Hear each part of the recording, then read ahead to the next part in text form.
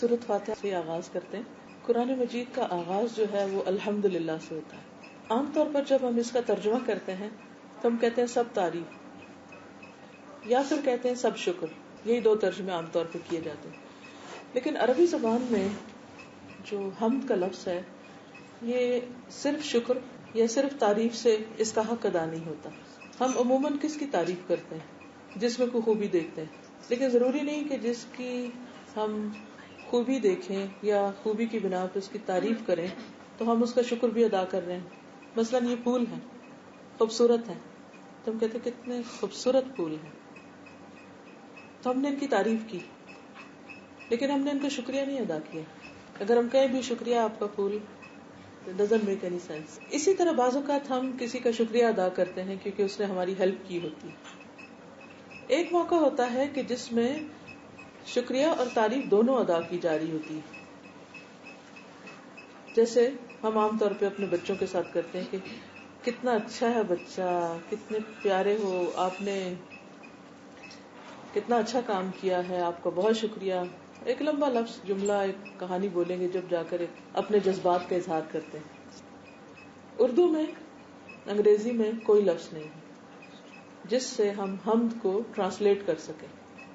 کبھی کبھی ہم سوچتے ہیں نا کہ عربی زبان میں کیوں قرآن پاک نازل ہوا ہے، تو اللہ تعالیٰ فرماتے ہیں کہ انا انزلناہ قرآنا عربیا لعلکم تعقلون، ہم نے قرآن کو عربی زبان میں نازل کیا تاکہ تم سمجھ سکو۔ کسی اور زبان میں نازل ہوتا تو ایسی سمجھ نہیں پا سکتے تھے، اس درجے کو نہیں پہنچ سکتے تھے۔ آپ دنیا بھر کی ڈکشنریاں کھول لیجئے، آپ کو کہیں بھی یہ دو چیزیں ایک لفظ میں نہیں نظر آئیں گی۔ اور پھر یہ بھی ہے کہ جب ہم انسانوں کے ساتھ معاملہ کرتے ہیں تو دونوں چیزیں عموماً کٹھی کرتے بھی نہیں ہیں، کسی کی تعریف کر دیتے ہیں تو کسی کا شکریہ ادا کر دیتے ہیں۔ اور اللہ سبحانہ وتعالی اس کے ہر کام جس کی ہم تعریف کرتے ہیں اس کے ساتھ ہی ہمارے دل میں شکر کے جذبات بھی آتے ہیں کہ شکر اللہ کا اس نے بنایا۔ اسی طرح جب ہم اس کے کسی بھی کریشن پر یا نعمت پر جو اس نے ہمیں دی ہوتی ہے اس کا شکر ادا کرتے ہیں تو دل میں ایک تعریف کا پہلو بھی موجود ہوتا ہے۔ اور اگر نہیں ہوتا تو یہ مطلوب ہے، ایسا ہونا چاہیے کہ ہم اس کی زبانی تعریف نہ کریں اور صرف شکر نہ، یہ دونوں کا کمبینیشن ہو۔ اور اس کے لیے اس نے ہمیں ایک خوبصورت لفظ دے دیا، الحمدللہ، حمد کا لفظ دے دیا کہ سب تعریف اللہ کے لیے ہے۔ عام طور پر جب ہم کسی کی تعریف کرتے ہیں تو ایسا ہوتا ہے کہ جیسے کوئی اس پر احسان کر رہے ہیں، یا یہ کہ پھر ہمارا کوئی مطلب ہوتا ہے بعض اوقات۔ اسی طرح شکر عموماً کرتے نہیں، کرتے بھی ہیں تو تکلفاً سا، ایک کرٹیسی کے طور پر کہ اب کسی نے ہمارے لیے کچھ کیا تو چلو ایٹیکیٹس کے خلاف ہے اگر آپ کچھ بھی نہیں بولو گے۔ And some time you don't mean it, you just say for the sake of saying, کہنا جو ہے تو کہہ دیا لیکن دل سے نہیں ہوتا۔ اب اگر زبان پہ ہم تعریف کر رہے ہیں اور دل میں نہیں تو یہ کیا ہے؟ دھوکہ دے رہے ہیں دوسرے کو، جھوٹ بول رہے ہیں، ایک طرح سے غلط بیانی کر رہے ہیں۔ اور یہ ہمیں یاد رکھنا چاہیے کہ جو کسی کو دھوکہ دیتا ہے وہ دراصل اپنے آپ کو دے رہا ہوتا ہے، کسی کا کچھ نہیں بگڑتا۔ کسی کو کیا پتا ہم کیا کر رہے ہیں، لیکن ہمارا ضمیر تو جانتا ہے نا، ہمارے اندر کی آواز ہمیں بتاتی ہے ہم غلط کر رہے ہیں، تو وہ پھر گلٹ یا وہ ایک جو ریگریٹس ہے وہ اپنے اوپر آتی ہے کہ ہمیں ایسا نہیں کرنا چاہیے۔ ایک چیز اللہ نے جو سینسر اندر لگا دیا ہے نا ضمیر کا، وہ ہر موقع پہ ہمیں بتاتا ہے یہ غلط ہو گیا یا یہ ٹھیک نہیں ہوا۔ جیسے سیکیورٹی چیک سے گزرتے ہیں تو تھوڑی سی بھی کوئی چیز ہو تو فوراً نظر آ جاتی۔ تو اسی طرح یہ اندر کا سسٹم اللہ تعالیٰ نے ایسا رکھا کہ ہمیں فوراً پتہ چل جاتا ہے، یہ لگ بات ہے ہم اس کو تھپکا دیں، دبا دیں۔ بالکل ایسے ہی جیسے بچے ہوتے ہیں نا، ہم کوئی بات کر رہے ہوں جو غلط بیانی پر مبنی ہے تو فوراً کریکشن کرتے ہیں، ایسا نہیں ایسا ہے۔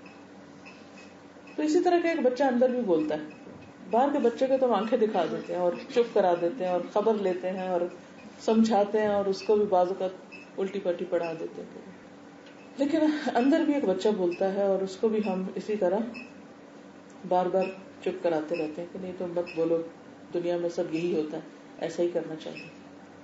اسی طرح اگر کسی کا ڈیو حق ہے ہم پر، وہ واقعی ڈیزرو کرتا ہے کہ ہم اس کا شکریہ ادا کریں، اور پھر نہیں کرتے تو کیا ہوتا ہے، کس کو نقصان ہوتا ہے؟ ہو سکتا ہے اس کو کبھی خیال آ جائے اور ہو سکتا ہے اسے خیال نہ بھی آئے، کیونکہ سب لوگ شکریہ کی توقع نہیں رکھتے، لیکن کچھ لوگ رکھتے بھی ہیں. اور پھر اگر ہم نہیں ان کا حق دیتے تو بھی کیا ہوتا ہے، اپنے ہی اندر ایک گلٹ ہوتی ہے، میں ایسا نہیں کرنا چاہیے تھا. اور اللہ سبحانہ وتعالیٰ بھی فرماتے ہیں کہ من لم یشکر الناس لم یشکر اللہ، جو بندوں کا شکر ادا نہیں کرتا وہ اللہ کا بھی نہیں کرتا. تو زبان سے اگر ہم ہر نماز میں کہہ بھی رہے ہیں الحمدللہ رب العالمین، سب شکر اللہ کے لیے ہے، تو یہ بھی ایک کیا ہوتی گردان سی ہوتی ہے، ہم ہر وقت پڑھ دیتے ہیں بول دیتے ہیں لیکن وی ڈونٹ مین اٹ. تو یہ ہماری بہت بڑی ویکنس ہے. مسلمان سے جو اللہ تعالیٰ ایکسپیکٹ کرتے ہیں، اور عام لوگوں کے مقابلے میں ایک جو مومن ہوتا ہے اور ایک مسلم ہوتا ہے، وہ ایک کانشیس پرسن ہوتا ہے. وہ آنکھیں بند کر کے کان بند کر کے زندگی نہیں گزارتا. قرآن پاک میں اللہ تعالیٰ فرماتے ہیں کہ کچھ لوگ ایسے ہیں جن کے دل ہیں مگر وہ سوچتے نہیں ان سے. لہم قلوب لا یفقہون بہا ولہم آذان لا یسمعون بہا، کان ہیں سنتے ہی نہیں ان سے. ولہم اعین لا یبصرون بہا، آنکھیں ہیں لیکن دیکھتے ہی نہیں. سارے لوگ دیکھتے ہیں، سبھی سنتے ہیں، سبھی سوچتے ہیں، لیکن کیا نہیں سوچتے، کیا نہیں دیکھتے، کیا نہیں سنتے؟ وہ یہی کہ شعوری زندگی نہیں ہے ان کی، باشعور مسلمان نہیں ہے. تو ایسے لوگ جو شعور کے ساتھ نہ جئیں اور عقل نہ استعمال کریں اور کان نہ استعمال کریں، آنکھیں نہ استعمال کریں، تو ان کو اللہ تعالیٰ فرماتے ہیں اولئک کالانعام، ایسے لوگ جانوروں ہی کی طرح ہیں. بل ہم اضل، ان سے بھی گئے گزرے. کیونکہ آپ دیکھیے کہ جانور سارے ہی وہ سب جانتے ہیں جو ان کو جاننے کی ضرورت ہے، کوئی بھی ان میں سے جاہل نہیں.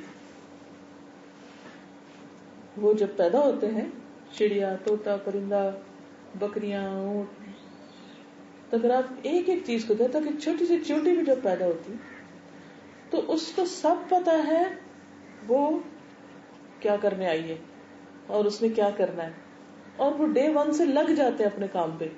شہد کی مکھی کو پتا ہے اس نے کیا کرنا ہے، اس نے کہاں بیٹھنا ہے، اس نے کیسے رس چوسنا ہے، اس نے کس جگہ پر جا کر اپنا کام کرنا ہے، سب پتا ہے. سب عالم پیدا ہوتے ہیں، انسان جاہل پیدا ہوتا ہے، اس کو سکھانا پڑتا ہے. جانور جو چرنے چگنے والے تھے پہلے دن سے ہی وہ بیچارے اٹھ کے تو اپنے گرتے پڑتے کھانے پینے لگ جاتے ہیں. لیکن انسان کے بچے کو کتنے سال تک ماں کھلاتی، جب جا کے وہ چمچ پکڑتا اور پکڑ بھی لیتا تو آپ دیکھیں کتنا گراتا اور کتنا پھیلاتا ہے. تو بہت سی مائیں تو صفائی کی ایسی شوقین ہوتی کہ بچے کو گرانے نہیں دیتی، کھانے نہیں دیتی، تو پھر وہ بچے سیکھتے بھی نہیں. وہ بڑے ہو کے بھی کہتے ہیں آپ ہی ہمارے منہ میں نوالے ڈالیں. تو انسان جو ہے وہ جاہل ہے اور اس کو سیکھنا پڑتا ہے، تو سکھانا پڑتا ہے. لیکن حیرت کی بات ہے کہ انسان اپنے آپ کو بڑی چیز سمجھتا ہے اور وہ کہتا ہے مجھے تو سب کچھ پتا ہے، مجھے سیکھنے کی کیا ضرورت ہے. حالانکہ انسان کو مرتے دم تک سیکھتے رہنے کی ضرورت ہے. اور پھر آپ دیکھیے کہ جتنی بھی مخلوق ہے اس نے جتنا بھی سیکھا ہے، تھوڑا سیکھا یا زیادہ سیکھا، وہ سب اس پہ پریکٹس کرتے ہیں، وہ سب عمل کے لیے سیکھا ہے. انسان کی ایک اور مشکل یہ ہے کہ اگر پہلے تو سیکھتا نہیں ہے جو سیکھنا چاہیے اس کو، پھر یہ کہ سیکھ لیتا ہے تو اس پہ عمل نہیں کرتا، جو اس سے بڑی مصیبت ہے. پر اس کو وہ کرتا نہیں جو اسے کرنا چاہیے. قرآن پاک میں اللہ تعالیٰ فرماتے ہیں کلا لما یقض ما امرہ، اللہ نے جس چیز کا اس کو حکم دیا تھا اس نے وہ پورا ہی نہیں کیا، وہ نہیں کیا جو کرنے کو بھیجا تھا. جتنی بھی اللہ نے مخلوق بنائی یہ سب کر رہے ہیں وہ جو انہیں کرنا چاہیے تھا، لیکن ہمیں جو کرنا چاہیے تھا اپنی چوائس کے ساتھ، وہ ہماری پرائرٹی میں سب سے پیچھے، سب سے آخری چیز ہے. سب سے نمبر 1 عموماً ہماری خواہشات ہوتی ہیں، ہماری دلچسپیاں ہوتی ہیں، ہماری پسند کے کام ہوتے ہیں، یا پھر اپنی سے نکلتے ہیں تو دوسروں کی پسند کے. یعنی جب اپنے سے تھوڑے سے آزاد ہوتے ہیں پھر لوگوں کے لیے جینا شروع کر دیتے ہیں. وہ کیا چاہتے ہیں کہ ہم کیا پہنے، وہ کیا چاہتے ہیں کہ ہم کیسے کھڑے ہوں، کیسے بیٹھیں، کیسے بات کریں، کیسے ہمارے ایکشنز ہوتے ہیں، سب چیزیں ان کی مرضی کے مطابق چلنے لگتی ہیں. اور ایک اگر کسی کی مرضی ہم بھولے رہتے ہیں تو وہ ہے جس کی مرضی پہ دراصل ہمیں چلنا چاہیے تھا. تو اس لیے life it self is a very big challenge. اور چونکہ ملی ایک دفعہ اس لیے غلطی کا چانس نہیں لینا چاہیے. کہ اچھا چلو ایک دفعہ غلطی کر لی پھر سیکھ لیں گے, دوبارہ آ کے پتا کر لیں گے کیا کرنا ہے. جب میں چھوٹی تھی تو پہلی دفعہ جیسے قرآن پاک پڑھا اور تو کچھ آیات مجھے بہت زیادہ دل پہ گہرا اثر ڈالتی تھی. اس میں ایک آیت جو بار بار قرآن پاک میں ریپیٹ بھی ہوئی ہے کہ جو لوگ دنیا سے جائیں گے اور انہوں نے وہ نہیں کیا جو انہوں نے کرنا تھا تو وہاں جا کے بہت پچھتائیں گے اور وہ کہیں گے کہ ہمیں ذرا واپس بھیج دیں. تو اللہ تعالیٰ انہیں کہیں گے نہیں, واپسی نہیں. تو میں باقاعدہ اپنے والد سے امی سے جھگڑتی تھی, اللہ تعالیٰ کیوں نہیں واپس بھیجیں گے, بھیج دینا ایک دفعہ تو غلطی ہوگی نا, اب دوبارہ بھیج دیں, اب نہیں کریں گے. لیکن اللہ تعالیٰ کا فیصلہ نہیں, بھیجا ہی نہیں جائے گا, ایک ہی چانس ہے, اونلی ون سنگل چانس. اچھا اللہ تعالیٰ پھر جب پڑھا قرآن پاک اور غور کیا تو اس سے پتا چلا کہ اس لیے نہیں بھیجیں گے کہ جنہوں نے سمجھنا تھا وہ پہلی دفعہ ہی سمجھ گئے, جو کرنے والے تھے وہ پہلی دفعہ ہی سمجھ کے کر گئے. ان لوگوں کو اگر پھر بھی بھیجا جائے گا پھر یہ وہی کریں گے جو انہوں نے پہلی دفعہ کیا, اس لیے چانس دینے کی کوئی ضرورت ہی نہیں. کیونکہ اللہ تعالیٰ ہمیں بار بار چانس بھی دیتے ہیں, پھر ہم غلطی بھی کرتے ہیں, سکھانے کے بھی موقع دیتے ہیں, لیکن ہم پھر غفلت کا شکار ہو جاتے ہیں, پھر بھول جاتے ہیں, پھر وہ نہیں کرتے جو کرنا چاہیے. اب اس کا حل کیا ہو؟ اس کا حل ایک تو یہ ہے کہ ہم سیکھیں, سیکھتے رہنے کی ضرورت ہے. دوسرے یہ کہ ہمارے آس پاس ایسے لوگ ہوں کہ جو ہمیں ہیلپ کریں وہ کرنے میں جو ہمیں کرنا چاہیے, اور جہاں ہم بھولے ہمیں یاد کرائیں. اسی لیے اللہ تعالیٰ فرماتے ہیں والعصر ان الانسان لفی خسر الا الذین آمنوا وعملوا الصالحات وتواصوا بالحق وتواصوا بالصبر. قسم ہے زمانے کی, گزرتا وقت گزرتا چلا جا رہا ہے, سارے ہی انسان نقصان میں ہیں, سارے ہی ڈوب رہے ہیں, سوائے ان کے جو چار کام کریں گے وہ تیر جائیں گے, اور وہ ہے جو ایمان لائیں, جو اچھے اچھے کام کریں, عمل کریں, اور ایک دوسرے کو تھام کے رکھے, وہ تواصوا بالحق, ایک دوسرے کو حق پہ رکھے کہ نہیں یہ غلط ہے یہ نہیں کرو, اور ایک دوسرے کو صبر کے ساتھ صبر کی تلقین بھی کریں. اب یہ جو ہے ایک دوسرے کو حق کے اوپر جما کے رکھنا یہ ہماری ریسپانسبلٹیز میں سے ہے. یعنی ہم اتنا ہی نہیں کافی کہ ہم انہیں خود نماز پڑھ لی یا خود اچھے کام کر لیے تو بہت ہو گیا, نہیں ہمیں اوروں کو بھی تھام کے رکھنا ہے, اور بلکہ ہر ایک دوسرے کا ضرورت مند ہے اس کام میں, کیونکہ انسان کے اتنے لائف میں اتنے چیلنجز ہیں, اور اٹ سیلف بہت ڈیفیکلٹ جرنی ہے, یہ مشکل ترین سفر ہے. ہم جب ینگ ہوتے ہیں تو ہم بس ہماری زندگی رننگ میں گزرتی, بھاگ رہے ہیں, پہلے پڑھنے کے لیے بھاگ رہے ہیں, پھر شادی ہو گئی, پھر بچے ہو گئے, پھر ان کے پیچھے بھاگ رہے ہیں. وہی ایک لگی بدی روٹین ہوتی ہے, صبح اٹھے, ان کو تیار کیا, اسکول چھوڑا, ان کے پیچھے اور ادھر ادھر کے کام نپٹائے, وہ آئے ان کو لے آئے, پھر ان کے ہوم ورک, ان کی اسی دوڑ میں بس ایک اسپن کر رہے ہوتے ہیں. پھر کیا ہوتا ہے, بچے بڑے ہو جاتے ہیں, ایک دم ویکیوم ہوتا ہے, وہ اپنے اپنے گھروں میں چلے جاتے ہیں, اپنی اپنی دنیا, اپنی یونیورسٹیز, اپنے کالجز. پھر ان کا دل ہوتا ہے ماں باپ ہم کو چھوڑ دیں, ہمیں اپنی زندگی گزارنے دیں.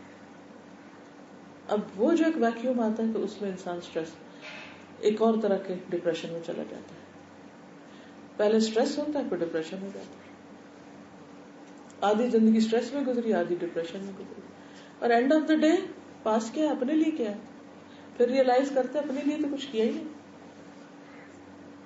دوسروں کے لیے جیتے رہے, اوروں کو خوش کرتے رہے. پھر اس وقت ریئلائز کرتے ہیں کہ اچھا اپنی ہیلتھ کے ساتھ یہ زیادتیاں کی, پھر رونا بھی آتا ہے. اب بچوں کو کھلا رہے ہیں, بچوں کے پیچھے بھاگ رہے ہیں, اور کام کر رہے ہیں, نہ اپنی غذا کی پرواہ ہے, نہ ہیلتھ کی, نہ ایکسرسائز کی, نہ کسی اور چیز کی. جب ایک دم مینو پاس کو پہنچتے ہیں پھر پتہ چلتا ہے کہ اوہ بہت ظلم کیا اپنے ساتھ. پھر ایک دم کہتے ہیں کہاں سے ہم بیمار پڑ گئے, یہ کولیسٹرول کیوں ہائی ہو گیا, ہم تو اتنی واک کرتے تھے, اتنا بھاگتے تھے. بھئی وہ اتنا اسٹریس جو لیا ساری زندگی, اس نے کہیں تو اثر دکھانا. پھر دوسرا فیز ہوتا ہے ڈپریشن کا, بچے نہیں, اب کیا کریں, ہم نے تو کچھ اور سیکھا ہی نہیں, کچھ اور کرنا ہی نہیں آتا, اب کیا کریں. پھر اس کے بعد ہم سکون ڈھونڈنے کے لیے ادھر ادھر جو تھوڑی بہت کوششیں کرتے بھی ہیں تو بعض اوقات کافی نہیں ہوتی. اس لیے بہت ضروری ہے کہ جو کچھ بھی ہو ہمیں الحمدللہ کہنا آتا، نعمتوں کو اپریشیٹ کرنا آتا اور نعمتوں کو صحیح استعمال آتا، اور اپنا تعلق اپنے رب سے ایسا مضبوط ہو جیسے اللہ تعالیٰ فرماتے ہیں کہ یا ایھا الذین آمنوا لا تلھکم اموالکم ولا اولادکم عن ذکر اللہ ومن یفعل ذلک فاولئک هم الخاسرون. اے ایمان والو، تمہاری اولادیں اور تمہارے مال تمہیں اللہ کے ذکر سے غافل نہ کرے، اللہ سے تمہارا تعلق نہ کٹے، وہ نہ چھوٹے، وہ نہ دور ہو، اور جو یہ کرے گا وہ خسارہ پائے گا، وہ نقصان اٹھائے گا. مال اور اولاد کے پیچھے بھاگتے بھاگتے اگر خدا کو بھول گئے تو سخت نقصان اٹھاؤ گے. کل آخرت میں تو اللہ ہی جانتا ہے ہم سب کے ساتھ کیا ہوگا، مگر دنیا میں بھی ہمیں خود ریگریٹس ہوتی ہیں کہ ہم نے سب نے بے وفائی کی. بعض اوقات ہسبینڈ بے وفائی کر جاتے ہیں، بعض اوقات بچے بے وفائی کر جاتے ہیں، حالات تبدیل ہوتے رہتے ہیں. خود جب دوسروں کے لیے کچھ کرنے کے قابل نہیں ہوتے تو لوگوں کو بھی ہماری ضرورت نہیں رہتی. لیکن جن لوگوں کا تعلق اپنے رب کے ساتھ مضبوط ہوتا ہے، جن کی اپنے رب کے ساتھ کلوز کمیونیکیشن ہوتی، جو رب کے ساتھ دوستی کر لیتے ہیں، تو الا ان اولیاء اللہ لا خوف علیہم ولا هم يحزنون، پھر خوف اور غم نہیں رہتا.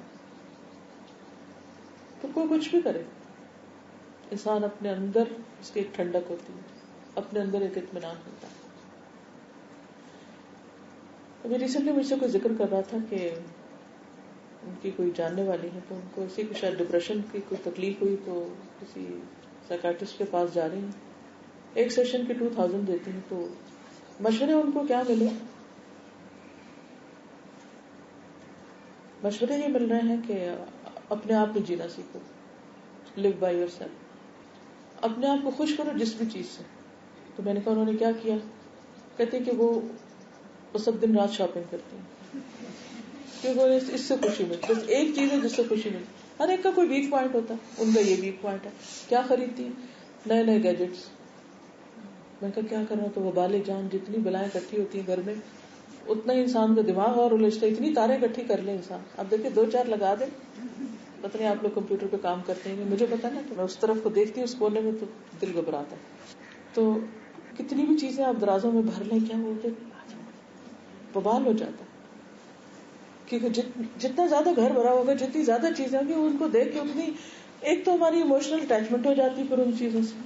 یہ برتھ ڈے میں ملا تھا اور یہ فلاں نے دیا تھا اور یہ اماں نے دیا اور ابا نے اور یہ فلاں دوست نے اور یہ میں نے اس جگہ خریدا اور یہ اس موقع پہ خریدا. کوئی چیز کوئی ہاتھ نہ لگائے، بس وہ پڑی رہے. الگ وبالے جان. دوسرا کیا کہ انہوں نے کہا کہ اپنے آپ کو خوش رکھو اور دوسروں پر ڈیپینڈنٹ نہ ہو. ڈیپینڈنٹ میں کیا کہ 4 سال کا بچہ ہے، اس کا بیڈ روم الگ کر دو، اس کو اپنے اس میں سے، اور جو تمہارا دل چاہے رات کو کرو. بھائی یہ کیا علاج ہے؟ ہمارا دین کیا سکھاتا ہے؟ وہ مما رزقناہم ينفقون. خوش وہ رہتے ہیں جو قربانیاں کرتے ہیں. شاپنگ کر کے گھر بھرنے میں خوشی نہیں ہے. یہی اگر آپ دینے والے بن جائیں، یہی آپ اچھے کاموں میں لگانے والے بن جائیں، خرچ کریں اور وہ ساری چیزیں جمع کرتے جائیں. وہاں شوق ہے نا خرچ کرنے کا، دل خوش کرنے کے لیے خرچ کر رہے ہیں، وہ ایسی جگہ خرچ کر دیں کہ جو کل کے لیے سب جمع ہو جائے. اور یہ اتنا آزمایا ہوا نسخہ ہے ڈپریشن کے علاج کا، جیسے نبی صلی اللہ علیہ وسلم نے فرمایا داؤ مرضاکم بالصدقات. اپنے مریضوں کا علاج صدقے سے کرو. صدقہ یہ نہیں کہ آپ ایک آن لائن ٹرانزیکشن ادھر سے ادھر کر دیں، وہ بھی ایک ہے کہ آپ نے ادھر سے ادھر کر دیا، لیکن کسی یتیم کے پاس جانا، کسی بیوہ کی خدمت میں حاضر ہونا، کسی رلے ہوئے مٹی میں رلے ہوئے شخص کو اٹھانا، ان کے ساتھ بیٹھنا، بات کرنا، ان کو کھلانا، ان کو نہلانا، ان کے لیے کوئی بھی کام کرنا اپنے ہاتھ سے. جب آپ انسانوں کے قریب ہوتے ہیں، جب انسانوں کو دینے والے بنتے ہیں، تو پھر آپ کے اندر کے وہ غم نکلتے ہیں. وہ خاص قسم کی لہریں ہوتی ہیں جو کھینچ کے لے جاتی ہیں. اور اسی طرح حدیث میں آتا ہے کہ جو شخص یہ چاہتا ہو کہ اس کی عمر میں اضافہ ہو، اس کے رزق میں برکت، اسے چاہیے کہ رشتہ داروں سے جڑے. اگر آپ اپنے ہی بیٹے کو اپنے سے کاٹ رہے ہیں یا اپنے کسی رشتہ دار سے آپ مل نہیں رہے، تو آپ کبھی بھی خوشی نہیں ہو سکتی، جو مرضی کر لیں. ایک شخص دیکھنے میں بڑا نمازی ہے، پرہیزگار ہے، تہجد پڑھتا ہے، داڑھی بہت بڑی رکھی ہوئی ہے، حجاب لباس سب کچھ کا اہتمام ہے، لیکن اپنے بہن بھائی سے روٹھا ہوا ہے سالوں سے، وہ لازمن ڈپریشن کا شکار ہوگا. کیوں؟ اس نے اللہ کے ایک حکم کی نافرمانی کر رکھی ہے. اور جہاں نافرمانی ہوگی، جہاں گناہ ہوگا، اس کا نتیجہ کسی نہ کسی شکل میں ضرور نکلے گا. تو اس لیے دین کا صرف ایک حصہ نہ لیں، یہ صرف ایک کام کر کے خوش نہ ہو جائیں، بلکہ پوری چیک لسٹ میں وقتاً فوقتاً دیکھیں کہاں خلا ہے. مثلاً بعض اوقات ہم اپنے والدین کو ہی فون کرنا بھول جاتے ہیں، یعنی بہن بھائیوں کے ساتھ تو وہ اٹیچمنٹ نہیں ہوتی جو ماں اور بچے کے ساتھ. تو شیطان تو ماں اور بچے کے بیچ میں بھی غلط فہمی ڈالنے سے نہیں رکتا، اوروں کے ہاں کہاں چھوڑے گا. تو ہمیں اپنے ساتھ اتنا آنےسٹ ہونا ہے کہ جہاں کہیں ہم دیکھیں کہ یہاں ٹھیک نہیں تو بس رک جائیں. وہاں ریڈ لائٹ ہے رک جائیں، یلو بھی ہے تو رک جائیں، ڈاؤٹ فل ہے تب بھی رک جائیں اور رک کے اپنے آپ کو منائیں. ورنہ وہ چھوٹی چیز بہت بڑی بن جاتی، وہ انا کے مسئلے اتنے بڑے بن جاتے ہیں کہ پھر ان فصیلوں کو پار کرنا وہ بہت مشکل ہو جاتا ہے. لیکن یہ اسٹرینتھ کہاں سے آتی؟ پھر اللہ کے ساتھ مضبوط تعلق کی سے آتی ہے اور اللہ سے مانگنے سے آتی ہے. امام ابن تیمیہ ایک بہت بڑے اسکالر تھے، ان کے بارے میں پڑھ رہی تھی کہ بعض اوقات ایک آیت کی جب تفسیر سمجھ نہیں آتی تھی تو صبح سے دوپہر تک بیٹھ کے صرف استغفار پڑھتے تھے. استغفار استغفار استغفار، اللہ مجھے معاف کر دے، اللہ مجھے معاف کر دے، میرے کسی گناہ کی وجہ سے مجھے نہیں سمجھ آ رہی، میری کوئی غلطی ہوگی. ہمارا عام طور پر ایٹیٹیوڈ کیا ہوتا ہے کہ دوسروں میں ہم غلطیاں تلاش کرتے ہیں. میرے سمیت یہ میں اپنی بات کر رہی ہوں، آپ کو نہیں کر رہی. لیکن اگر انسان اللہ سے مانگنا شروع کر دے، کیونکہ میں نے اسے باقاعدہ مانگا ہے کہ اللہ جہاں میری غلطی تو مجھے دکھا اور مجھے اس کا احساس دلا اور مجھے اصلاح کی بھی توفیق دے، اور میری انا جو ہے وہ ایسی نہ بن جائے کہ میں اس کے آگے خود ہی آڑے بن جاؤں کہ بس سیلف ڈیفenس میں ہم اتنا آگے بڑھ جاتے ہیں کہ بعض اوقات کوئی ہمیں بتانے بھی لگے تو ہم کہتے ہیں نہیں نہیں تم بتاؤ بھی نہیں. اس لیے جب کوئی غلطی بتاتا ہے تو بہت برا بھی لگتا ہے، ایکسپٹ بھی نہیں کرتے، اس کو لینا نہیں چاہتے، ماننا نہیں چاہتے، بہت ساری اور ایسی چیزیں ہو جاتی. بہرحال آپ کے ذہنوں میں کوئی بات ہو، کوئی آپ شیئر کرنا چاہیں، کیونکہ میں چاہوں گی کہ آج اگر ہم فوکس اللہ کے شکر کے اوپر ہی رکھیں نا، نعمتوں کو اپریشیٹ کرنا اور جو کچھ ہمیں ملا ہے، پھر اپریسیشن میں یہ بات بھی آتی ہے کہ جو اللہ نے ہم کو دیا اس کو ہم اللہ کے بندوں پر خرچ کریں اور ہم دوسروں کے ساتھ شیئر کرنے والے ہوں اور صرف اپنے لیے نہ جئیں بلکہ دوسروں کے لیے جئیں. تو کوئی بھی کچھ کہنا چاہے تو پلیز موسٹ ویلکم.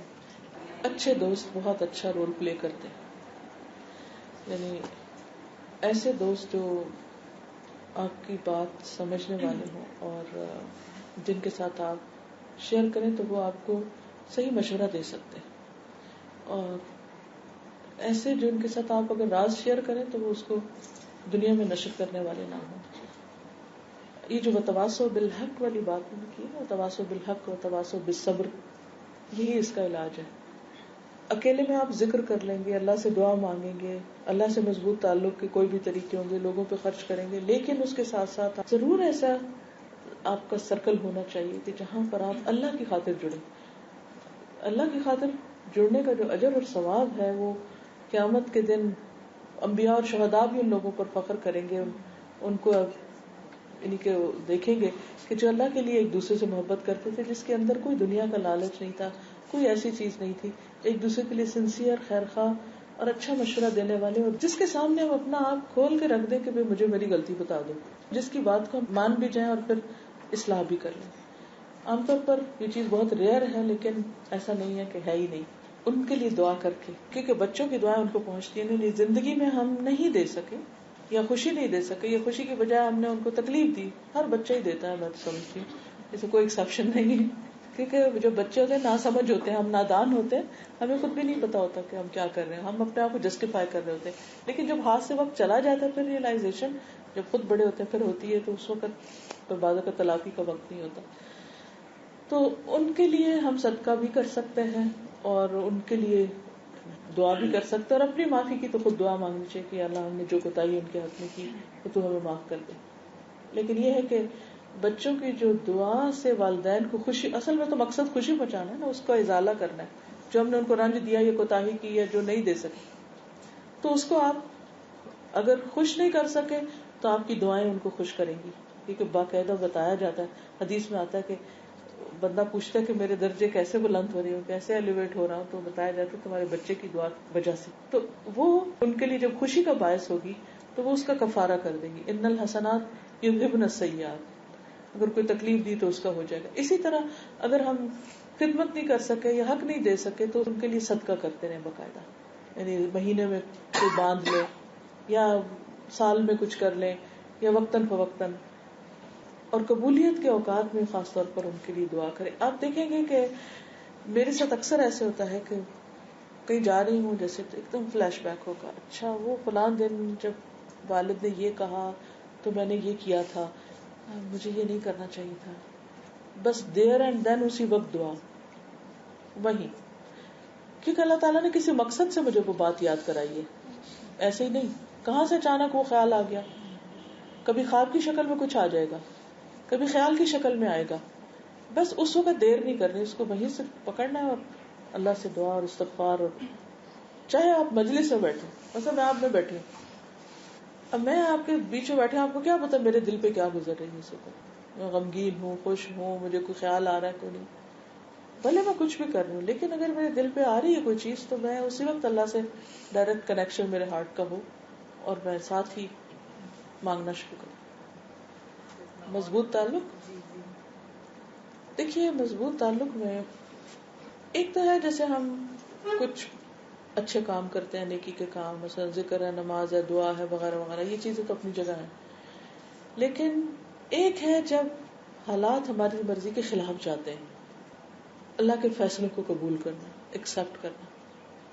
کوئی بندہ اس وقت تک خوش ہو ہی نہیں سکتا جب تک تقدیر کو ایکسپٹ نہ کر لے، یا اللہ کے جو ہمارے بارے میں فیصلے ہیں ان کو مان نہ جائے. کیونکہ ان میں ضرور کوئی خیر و بھلائی جو ہمیں نظر نہیں آ رہی، وہ لیٹر آن ضرور نظر آئے گی.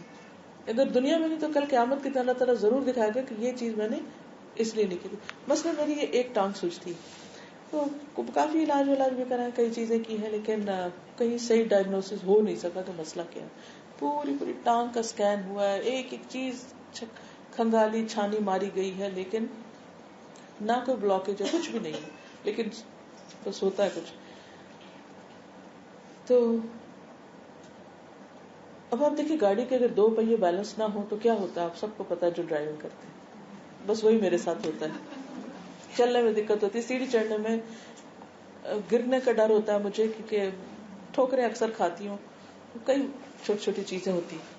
تو میں جب اس کو کبھی دیکھتی ہوں تو میں سوچتی ہوں اللہ تعالیٰ آپ کے کتنے احسانات ہیں، اس میں مجھے کیا کیا فائدے ہیں. میں فائدے سوچنے شروع ہو جاتی ہوں اور مجھے بے پناہ فائدے نظر آتے ہیں. اور میں کہتی ہوں، پھر میں دل میں باتیں کرتی کہ اللہ تعالیٰ آپ مجھے کل قیامت کے دن بتائیں گے نا کہ یہ کیوں کیا تھا، جس کا کوئی علاج نظر نہیں آ رہا مجھے فی الحال. تو بہت کچھ آزمایا لیکن فائدہ نہیں ہوتا، وقت ہی تھوڑا بہت ریلیف ہوتا لیکن پھر وہی پلٹ جاتا ہے معاملہ. تو ایک اور یہ کہ میں اس کو جان کا روگ بنا کے بیٹھ جاؤں اور اللہ سے شکوے کروں کہ وائے می، کوئی اور بھی ہو سکتا. تو جیسے آتا ہے نا ان مع العسر یسرا، تنگی کے ساتھ ہی آسانی، یہ نہیں کہ بعد، ساتھ ہی آسانی ہے، لیکن ہمیں وہ نظر نہیں آتی کہ وہ کون سی آسانی ہے. اسی طرح ہر آسانی کے ساتھ بھی تنگی ہے، اس کے ساتھ بھی کچھ مشکل ہوتی ہے. جہاں نعمتیں ہیں، جہاں آسانیاں ہیں، وہاں کوئی نہ کوئی پریشانی بھی ہوگی. تو اس کی کیا وجہ ہے؟ بعض اوقات حکمتیں سمجھ میں آتی ہیں، اگر اللہ سے مانگے تو وہ نظر بھی آتی ہیں، بعض اوقات نہیں آتی. تو اس میں انسان پھر یہ کہ جب انسان کے اندر ایک ایکسپٹنس آتی ہے نا، پھر ایک قرب بڑھتا جاتا ہے اللہ سے، اللہ تعالیٰ کے قریب انسان ہوتا جاتا ہے. اس چیز پہ بھی راضی جو تو نے دی، اس پہ بھی راضی جو تو نے دے کر لے لی، اس پہ بھی راضی جو تو نے دی نہیں، ہر حال میں راضی. اگر آپ چلتے چلتے اللہ سے باتیں کریں، اٹھتے بیٹھتے، اور جب کوئی ایسی چیز ہو جو مرضی کے خلاف ہوگی یا کچھ، تو لاؤڈلی کہا کر اللہ تعالیٰ میں اس پہ بہت راضی ہوں، میں نے کچھ چاہا تھا، آپ نے کچھ کیا، میں پھر بھی راضی ہوں. میرا دل روتا ہے مگر میں پھر بھی راضی ہوں آپ سے، میں آپ سے بالکل ناراض نہیں. یہ چند لفظ آپ کسی وقت بولیں. ایک تو ہم کہتے ہیں نا سبحان اللہ سبحان اللہ سبحان اللہ بغیر سوچے سمجھے، چلے وہ بھی نہ صرف اگر کہتے رہنا چاہیے، پھر بھی کہتے رہنا چاہیے. اور ایک یہ کہ ہم دل سے اللہ سے باتیں کریں، تو یہ اس تسبیح سے کچھ کم نہیں ہے. یہ ذکر جس میں ہمارا ڈائریکٹ کمیونیکیشن ہوتا ہے، یہ ہر انسان کے ساتھ ہوتا ہے کہ جو چیز روٹین میں آ جاتی ہے وہ پھر اس میں جھنجھوڑتی نہیں ہے اس پہ. اور یہ سب کے ساتھ ہوتا ہے اور مختلف چیزوں میں ہوتا ہے. مثلاً آپ دیکھیے کہ سورج کا نکلنا کوئی معمولی واقعہ ہے، لیکن کیوں نہیں ہمیں لگتا کہ اللہ نے ایک اور دن دے دیا ہے، کیوں نہیں شکر کرتے اس پہ؟ کیونکہ روٹین ہو گئی. ہر روز سویرے اٹھتے ہیں بس سورج نکلا ہوا ہوتا ہے. تو جب ہم جس چیز کے بھی عادی ہو جائے تو ایسا ہونے لگتا ہے. لہٰذا اب اس روٹین کو توڑیں، اس کے لیے کوئی نیا طریقہ آزما کے دیکھیں کہ وہ کون سا ہے. جو لوگ ہر وقت معنی پڑھتے ہیں وہ روٹین ہو جاتی. اچھا پھر اس کے بعد یہ ہے کہ میں بتا اب کیا کرتی ہوں، میں جہاں سے پڑھنے لگتا ہوں آگے سے آتا ہوتا ہے یا تو وہ پھسلنے لگتا ہے نا. جیسے نماز میں آپ پڑھتے 100 روکو اپنے آپ کو، پھر سارے لاتے کیا پڑھ رہے تھے، کیا کہا، کون سی صورت پڑھی، کیا پڑھنا ہے کرتے. تو مجھے اب یوں فائدہ دیتا ہے کہ جیسے میں نا قرآن کو بیچ بیچ میں سے کھول کے تو اسے مختلف چیزوں کو ایسے دیکھتی ہوں جیسے کوئی، اس سے مجھے فائدہ ہوتا تھا. مختلف طریقے اپنے پہ آزمائیں. کون سی چیز کسی وقت سنوں گی، جیسے آج جب میں سورۃ مریم سن رہی تھی، ایسے ہی ہم سب کے پاس کچھ نہ کچھ ٹیپ، آئی پیڈ، کوئی نہ کوئی چیزیں ہوتی، تو بیچ میں سے کہیں سے بھی کچھ لگائی. آج میں لگا سورۃ مریم لگ گئی، اور اس میں جس طرح مختلف پیغمبروں کے واقعات کا ذکر ہے اور جس طرح انہوں نے دعائیں مانگی، تو وہ ایک عجب اثر دل پہ ہوا. تو کبھی کوئی قاری کی آواز میں سنا کریں، کبھی کسی کی آواز میں، کبھی کہیں سے پڑھا کریں، کبھی کہیں سے. روٹین خود توڑا کریں. ٹھیک ہے،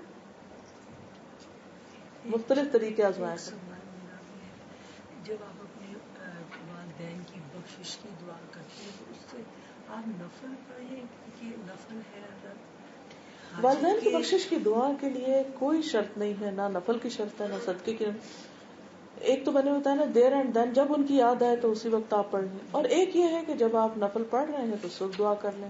کبھی یہ ہے کہ بہت دل بھرا ہوا ہے تو جا کے نفل پڑھ کے دعا کر لیں. کوئی پابندی نہیں ہے، جیسے دل چاہے کرے. جی 2 رکعت نماز نفل، بس سادے نفل پڑھ کے اس کے بعد دعا کر لیں، کیونکہ نماز کے بعد دعا کرو. کانسیپٹ یہ ہے کہ ان کو بخشنے کا. نہیں وہ تو کوئی چیز نہیں. نہیں وہ کوئی چیز نہیں. مجھے یہ پوچھنا تھا میڈم، جب میں بچپن میں میرے والدین نے مجھے یہ سکھایا تھا کہ جو کچھ پڑھا جائے وہ حضور صلی اللہ علیہ وسلم کو بخشو، شہداء انبیاء کا، وہ مطلب جو بھی میں تزکیاں دن میں پڑھتی ہوں یا پھر رات کو سونے سے پہلے وہ چھوٹی چھوٹی آیتیں پڑھتی ہوں، وہ پورے دن کی جمع شدہ حضور صلی اللہ علیہ وسلم کو اور اس طرح انبیاء کرام، اور اس کے بعد آخر میں اپنے والدین کو بھی بھیج دیتی ہوں. کیا یہ صحیح ہوگا یا ان کے لیے میں الگ سے پڑھوں؟ ایسا کہ جب دین کے نام پر ہم کوئی بھی چیز کرتے ہیں تو یہ ضرور دیکھنی چاہیے کہ یہ طریقہ ہم نے کہاں سے لیا ہے، کیا قرآن مجید میں لکھا ہوا ہے، کیا نبی صلی اللہ علیہ وسلم نے ایسا کچھ بتایا. تو میرے علم کی حد تک تو کہیں بھی ایسا نہیں آیا، کیونکہ اس سے دین بوجھل ہو جاتا ہے نا، کہ جب سارے ایک دل پہ بوجھ رہتا ہے کہ اچھا یہ ایسا کرنا ہے. ہم بخشے کہ نہ بخشے، جن نے ہمارے ساتھ احسان کیا ہے ان کو وہ خود ہی جا رہا ہے.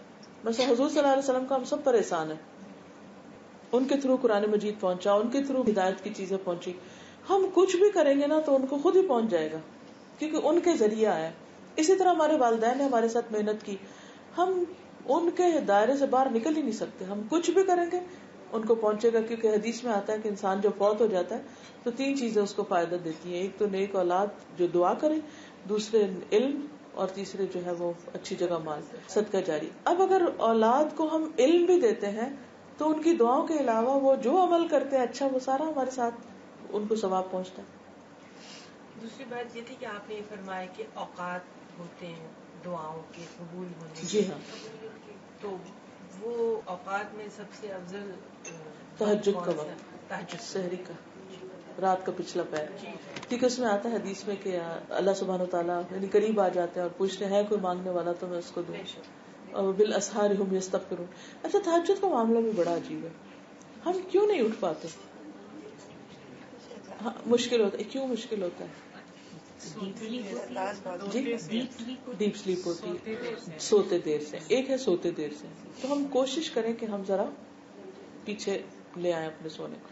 مثلا میں اپنے آپ کو کیا سمجھاتی ہوں کہ جو آدھا گھنٹہ دیر سے سو رہی ہوں یہ آدھا گھنٹہ پہلے سو جاؤ, اور وہ جو آدھا گھنٹہ بعد میں اٹھنا نا وہ آدھا گھنٹہ پہلے اٹھ جاؤ. تو یہ چیز کافی فائدہ دیتی ہے. اپنے نیند کے اوقات کو دیکھ لیجئے, اور کیا وجہ ہو سکتی کیوں نہیں اٹھ پاتے. دن کو آرام نہیں کرتے, قیلولہ نہیں کرتے, کیونکہ نبی صلی اللہ علیہ وسلم نے صبح اٹھنے کا جو نسخہ بتایا وہ دن کو قیلولہ کرنا ہے. وہ ہمارا کانسیپٹ ہی نہیں ہے, حالانکہ وہ اتنی مفید چیز ہے. اب ہم نے اپنی روٹین اور حالات اور ٹائم ٹیبل ایسے بنائے ہوئے ہیں, حالانکہ نبی صلی اللہ علیہ وسلم سے بڑھ کے کون مصروف ہے. میں تو اپنے آپ کو یہ ملامت کرتی ہوں کہ میں ان سے بڑھ کے مصروف نہیں, لیکن یہ میری کوتاہی ہے, مجھے کرنا چاہیے. پھر ہمارے طور طریقے اور سسٹم اور لائف سٹائل ایسا ہے کہ اس میں وہ یا تو بچوں کے آنے کا وقت ہے یا جانے کا وقت ہے یا کچھ اور چیزوں کا, تو وہ پھر اپنے آپ بھول گئے نا. حالانکہ اگر ہم اس وقت آدھا گھنٹہ بھی سو جاتے ہیں تو آپ کے لیے واقعی صبح اٹھنا مشکل نہیں ہوگا. پھر وہ آدھا گھنٹہ جو آپ پہلے اٹھتے ہیں اس میں آپ اگر ایک کنٹینیوسلی اس کو کریں گے تو آسانی ہوگی. کبھی اٹھے کبھی نہ اٹھے تو پھر بھی اس میں مشکل ہوتی ہے. پھر یہ کہ اٹھ کے اس وقت چونکہ دعائیں قبول ہوتی تو یہ دعا کرے کہ اللہ تعالیٰ آپ مجھے اٹھائے. اچھا ایک اور چیز ہے کہ جب راتیں بہت چھوٹی ہو جائے نا تو آپ اپنے آپ کو یہ تسلی دیا کریں کہ اچھا وہ نماز کے بعد سونا تو ہے ہی, پھر کیونکہ رات بہت چھوٹی ہے تو نیند پوری کرنے کے لیے سونا ہی ہے. تو جب دوبارہ سونا ہی ہے تو پھر سورج نکلنے کے قریب کیوں اٹھ رہے ہیں, آپ ذرا اور تھوڑا پیچھے اٹھیں اور پھر سو جائیں. جب سونا ہی سونا ہے اس وقت سو جائیں, تو انشاءاللہ اللہ تعالیٰ توفیق دے گا. اور یہ کہ دعا کرنی پڑے گی.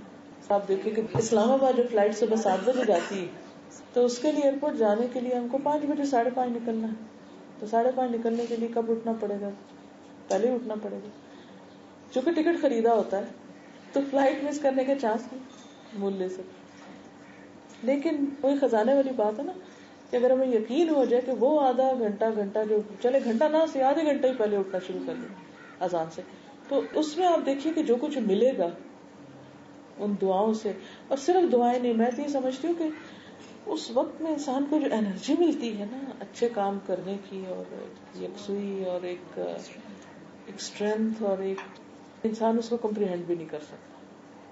پھر اگر ایک دفعہ آپ کو وہ مزہ آ گیا نا تو آپ کا بالکل دل نہیں کرے گا کہ آپ لیٹ اٹھے, الٹا چڑ ہوگی کہ کیوں لیٹ اٹھے.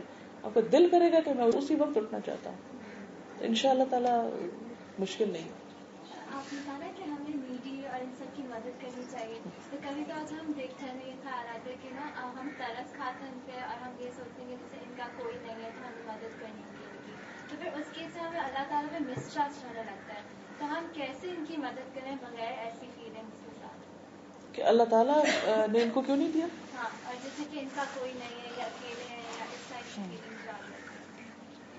اس میں یہ ہے کہ اللہ تعالیٰ نے ہر ایک کا امتحان لیا ہے, کسی کو دے کر لیا اور کسی سے لے کر لیا. ضروری نہیں کہ ایک شخص جو نیڈی ہے وہ اللہ پہ کم یقین رکھتا ہے, بہت سے جن کے پاس بہت کچھ ہے ان کا بھی یقین کوئی نہیں اللہ پہ. ضروری نہیں کہ جس کے پاس کچھ نہیں ہے وہی مزریبل ہے, جن کے پاس ہے وہ اس سے بھی بعض اوقات اپنے آپ کو زیادہ مزریبل بتاتے ہیں, چونکہ ان کا obvious ہوتا ہے تو اس لیے ہمارے اندر اس طرح کی فیلنگ آتی ہے. ورنہ سکون کا جو تعلق ہے وہ مال سے نہیں ہے کہ کسی کے پاس مال زیادہ ہو جائے گا تو وہ پرسکون زیادہ ہو جائے گا.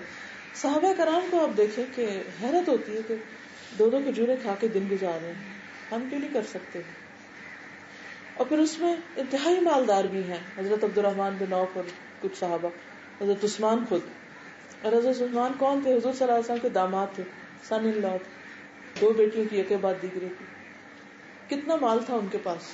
اتنے امیر سن ان لا کے آپ سسر تھے, اور خود آپ کے گھر میں کیا ہوتا تھا 2 مہینے چولہا نہیں جلتا تھا. نہ آپ کسی انفیریورٹی کمپلیکس میں تھے نہ وہ کسی سپیریورٹی کمپلیکس میں تھے کہ ہم زیادہ بہتر ہیں گے, کیونکہ یہ تو کوئی کرائیٹیریا تھا ہی نہیں کہ کس کے پاس مال کتنا ہے. اس طرح کا اسٹیٹس کانشیس کوئی نہیں تھی, کیونکہ ان کا معیار اور تھا, ان اکرمکم عند اللہ اتقاکم, کہ تم میں سب سے زیادہ عزت والا وہ ہے اللہ کے ہاں جس کا تقوی اور اللہ کا خوف زیادہ ہے. صحابہ کرام ایک جگہ پہ بیٹھتے تھے یہ بہت بڑی اچیومنٹ ہے اسلام کی. ایک جگہ پر غریب، امیر، انتہائی پڑھے لکھے، بالکل ان پڑھ، سب ایک جگہ بیٹھے، سب اکٹھے کام کر رہے ہیں. جتنا یقین کی کمی بیشی ہوگی اس کے مطابق. حضرت ابوبکر رضی اللہ تعالیٰ عنہ جن کے اوپر اتنی بڑی ذمہ داری آ گئی تھی نبی صلی اللہ علیہ وسلم کے بعد، نمازوں میں اتنا روتے تھے. حیرت ہوتی ہے مجھے بعض اوقات کہ وہ قرآن پڑھتے جاتے تھے، روتے جاتے تھے، اور جو قریش کے بچے اور عورتیں تھیں وہ تانتا باندھ کے کھڑے ہو کے دیکھتے تھے. تو مجھے اکثر یہ بات بہت حیران کرتی کہ ہم بھی قرآن پڑھتے ہیں، ہم کیوں نہیں روتے؟ یقین کی کمی ہے نا. سب سے پہلے تو یہ کہ میں نے آپ کو پہلی دفعہ سنا ہے، ویری انفارچونیٹ، لیکن میں پہلی دفعہ آئی ہوں. آپ کی آواز میں اتنا سکون ہے کہ ریلی الحمد للہ. ایک تو مجھے آپ حج بدر کا بتائے گا کیونکہ میرے فادر بھی تھے. حج بدل میں یہ کہ اگر آپ نے اپنا حج کر لیا ہوا ہے تو آپ ان کی طرف سے کر لیجئے. اولاد یا قریبی رشتہ دار کوئی کرے تو زیادہ بہتر تھا کہ وہ ہر چیز کے سارے ریچول اچھی طرح پوری طرح ادا کرے گا. اور اگر ان پہ فرض تھا تو ان کے مال میں سے ہونا چاہیے، اور اگر ان پہ فرض نہیں تھا اور آپ اپنے طور پر ایک ان کو فائدہ پہنچانے کے لیے کرنا چاہتی ہیں تو آپ اپنے مال میں سے کر لیجیے. بیٹی کا تو کچھ نہیں، اس سے کوئی فرق نہیں پڑتا. بیٹی کرے، بیٹا کرے، بیوی کرے، ہاں کسی اور سے کروا لیجیے، لیکن ایسا ہو ٹرسٹ وردی کہ جو سارا کچھ ٹھیک سے کرے. وہ یہ نہ کہے کہ بس ٹھیک ہے، ایک پکنک ہے میرے لیے، کسی کا مال ہے. گھروں میں دیکھا ہے کہ جیسے انتقال ہوتے ہیں تو وہاں قرآن شریف نہیں پڑھا جاتا. مطلب وہ انتقال کے وقت بھی لوگ بس تھوڑا سا پڑھ کے دانے پڑھ کے قرآن شریف لٹرلی نہیں پڑھا جاتا. تو وہ صحیح ہے کہ نہیں؟ کیونکہ ایون سویام تک بھی دیکھیں تو لوگ بس آتے ہیں، افسوس کرا، بیٹھ گئے اور بس چلے گئے. تو یہ مطلب وہ کہتے ہیں نا کہ جو انسان چلا گیا اس کا تو وہی چیپٹر کلوز ہو گیا، لیکن کئی گھروں میں اب نہیں پڑھا جاتا. تو وہ اس میں بیسیکلی جو سب سے فائدہ مند چیز ہے نا وہ دعا ہے. اسلام میں تعزیت کا کانسیپٹ یہ ہے کہ آپ جائیں، حوصلہ بڑھائیں، ان پہ بوجھ نہ بنے، اور ان کو کسی قسم کی مدد چاہیے، کھانے کی ضرورت ہے اور کسی قسم کی کوئی ہیلپ چاہیے وہ کریں اور واپس آ جائیں. یہ جو ہمارے یہاں ایک ہوتا ہے نا کہ سارا دن میت کے گھر میں بیٹھ ہی رہتے ہیں، پھر کھانا شروع ہو جاتا ہے، پھر اور گھر والے بےچارے ایک تو صدمے سے نڈھال ہوتے ہیں، دوسرے ساتھ ہی ان ایکسپیکٹڈ مینجمنٹ کرنی پڑتی ہے. تو اسلام میں اس کو بہت سمپل رکھا گیا ہے کہ اگر آپ جائیں تو تھوڑی سی دعا وغیرہ کر کے آپ واپس آ جائیں. اس میں جم کے بیٹھنے کی اور بہت کچھ پڑھنے پڑھانے درس کرنے ان چیزوں کی ضرورت نہیں. آپ کچھ کہنا جی میم، ایک سوال میں یہ کرنا چاہ رہی تھی. اوور آل ہماری قوم کے اندر میم یہ ہو گیا ہے کہ ایک ہیو ناٹس کی کلاس اور ایک جن کے پاس ہے، اور جن کے پاس ہے وہ یہ سمجھتے ہیں کہ ہم پریولیجڈ ہیں اور ہماری چونکہ ساری نیڈ سیٹسفائیڈ ہیں تو we are in a better position یا بہت بہتر ہیں. اور ایک پیراڈائم ہو گیا ہے کہ جس کے پاس نہیں ہے وہ فرسٹریٹڈ ہے، وہ ایجیٹیٹڈ ہے، وہ چھین کے کھانا چاہتا ہے. تو یہ والا جو اب ہماری قوم کے اندر اوور آل ایک کانسیپٹ ڈیولپ ہو گیا ہے. اور آپ اس وقت اگر کوئی بھی ٹاک شو سنیں جس میں یوتھ آ رہی ہے یا وہ لوگ آ رہے ہیں جن کے جو لوڈ شیڈنگ کا شکار ہیں یا جن کے پاس ریسورسز نہیں ہیں، وہ ایک طریقے سے یہ شو کرتے ہیں کہ اب یہ والا جو ایٹیچیوڈ ہے جس کے اندر ایک اینگر ہے وہ جسٹیفائی کر لیا. تو میم اس سے اپنی قوم کو نکالنے کے لیے کیا پہلا رویہ ہمیں چینج کرنا پڑے گا کہ اللہ کا شکر ہے جن کی نیڈس پوری ہو رہی ہیں ان کو یہ پیراڈائم بدلنا پڑے گا کہ نیڈس پوری ہونے کا مطلب یہ نہیں کہ ہم سیٹسفائیڈ رہیں. ایون نیڈس پوری نہ بھی ہوں اگر ہماری اور ہم شیئر کر سکیں کسی کو تو ہم پھر بھی سیٹسفائیڈ رہ سکتے ہیں.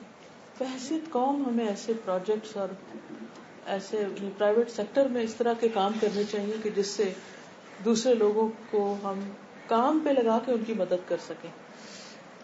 عام طور پہ ٹرینڈ کیا ہو گیا، جس کے پاس یہ پیسے ہو کہتے ہیں بینک میں رکھا دو، مہینے کا آ جائے گا اور آپ آرام سے بیٹھ کے کھاؤ، کام کرنے کی ضرورت نہیں. ٹیلنٹ ہے، ہنر ہے، اسکل ہے، سب کچھ ہے، پیسہ بھی ہے، محنت نہیں کرنا چاہتے، نہ پیسے والے بعض اوقات کرنا چاہتے نہ وہ کرنا چاہتے ہیں، اور اگر وہ کوئی کام شروع بھی کرتے ہیں تو جو کام جن کے پاس وہ کام نہیں کرنا چاہتے. یعنی دونوں طرف سے مشکل ہے نا. لیکن وہاں کچھ کسی کو تو شروع کرنا ہی پڑے گا اور کچھ نہ کچھ تو کر، اور اگر کوئی اور نہیں بھی کر رہا تو ہم جو کر سکتے ہیں وہ تو کریں.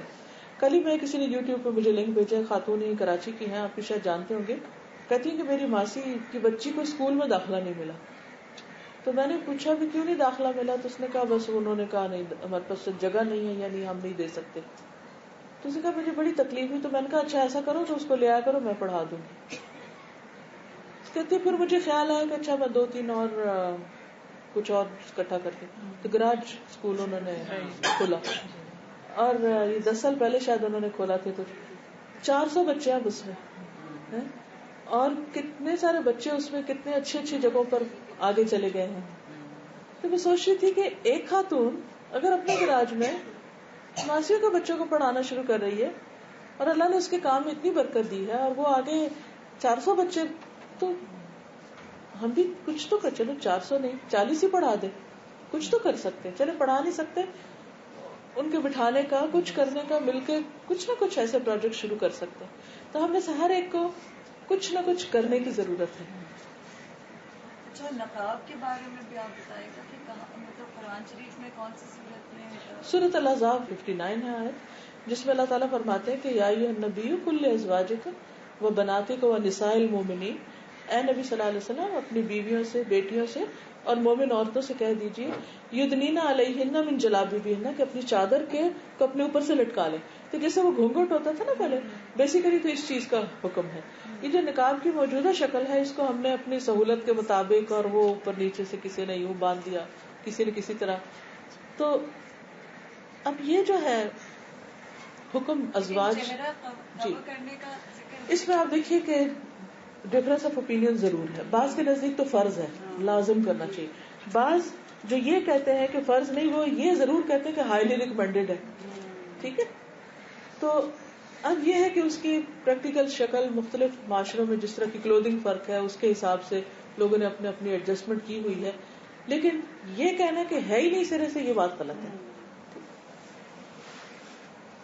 حاجت کے بارے میں آپ کچھ بتائیں گے کہ صحیح طریقہ, کیونکہ پہلے 2 نفل پڑھ کے پھر حاجت کی دعا پڑھتے تھے, وہ ایک کارڈ پہ تھا. پھر مجھے کسی نے کہا کہ نہیں وہ شاید حدیث جو ہے, تو اس کے بارے میں کچھ کلیریفیکیشن. دیکھیں حدیث چاہے ضعیف بھی ہو, لیکن اللہ تعالیٰ قرآن پاک میں فرماتے ہیں یا ایھا الذین آمنوا استعینوا بالصبر والصلاۃ, اے لوگوں جو ایمان لائے ہو صبر اور صلاۃ سے مدد لو. ہے نا حکم, قرآن 2 دفعہ آئی آئے. صبر تو ٹھیک ہے, ہم اپنے برداشت کر رہے ہیں, نیگیٹو ریئیکشن شو نہیں کر رہے, لیکن صلاۃ, نماز پڑھو, نفل پڑھو. نبی صلی اللہ علیہ وسلم کا طریقہ کیا تھا, جب کوئی تکلیف ہوتی, مشکل آتی, فوراً نماز پڑھتے. یہی تو نماز حاجت ہے کہ ہم دوڑ رہے ہیں, کوئی حاجت پیش آ گئی ہے, غم آ گیا, دکھ تکلیف پریشانی, ہم جا کے نفل پڑھ رہے ہیں. اب اس کے بعد وہ جو دعا ہے کہ یہی پڑھو, تو اس کے بارے میں آتا ہے کہ ضروری نہیں کہ وہی پڑھو. اگر آپ وہ دعا کے طور پہ پڑھ لیتے ہیں تو پڑھ لیجئے. وہ آپ استغفار کر کے پڑھنا چاہتے ہیں, درود شریف پڑھ کے کچھ پڑھنا چاہتے ہیں اپنی زبان میں, لیکن اس میں کوئی شک نہیں کہ حاجت کے لیے اللہ ہی کی طرف جانا چاہیے. نفلی حج اور نفلی عمروں کو بہت کرٹیسائز کیا جاتا ہے آج کل, کہ آپ اتنے پیسے اس پہ اسپینڈ کر رہے ہیں, especially if you go in a package which is more comfortable and a bit luxurious. تو اس میں بھی یہ ہوتا ہے کہ وہ کہتے ہیں کہ آپ اتنے پیسے وہاں اسپینڈ کر رہے ہیں, تو اٹس بیٹر کہ آپ نہ جائیں اور آپ اس چیریٹی میں آپ دے دیں. بٹ نفلی حج آئی مین جو ہے رسول اللہ صلی اللہ علیہ وسلم نے تو ایک ہی اپنی زندگی میں کیا تھا, بٹ مطلب اس میں آپ کا کیا ہے؟ مجھے وہ حدیث یاد نہیں جس میں میں نے اس سال کا جو لیکچر دیا نا آج پہ, کہ جس کے پاس مال ہو اور 5 سال تک میرے گھر نہ آئے وہ محروم ہے. جی, اور وہ 5 سال تک میرے گھر نہ آئے, یعنی اللہ کے گھر, وہ محروم ہے. آپ نہ جائیں اس پہ حج پہ, آپ عمرہ کرنے چلے جائیں. ٹھیک ہے, مطلب اس کو بھی اس طرح میں ہر سال اب جاتی ہوں تو وہ یہ ہوتا ہے کہ مائی فادر اسپیشلی کو سمجھتے ہیں کہ مطلب دس از آپ اس طرح اسپینڈ ہو رہے ہیں پیسے, تو یہ سارے پیسے جی. ایک اور چیز آپ دیکھیے, بالکل ایک اور چیز دیکھیے, جب کوئی بھی ورلڈ ٹور پہ جاتا ہے, ہالیڈیز پہ جاتے ہیں, کہیں بھی جاتے ہیں, ود ان کنٹری اوورسیز جاتے ہیں, کبھی کسی نے کہا کہ کیوں جا رہے ہو, اور پوری فیملی جا رہے ہو کہ ٹکٹوں کے پیسے دے دو.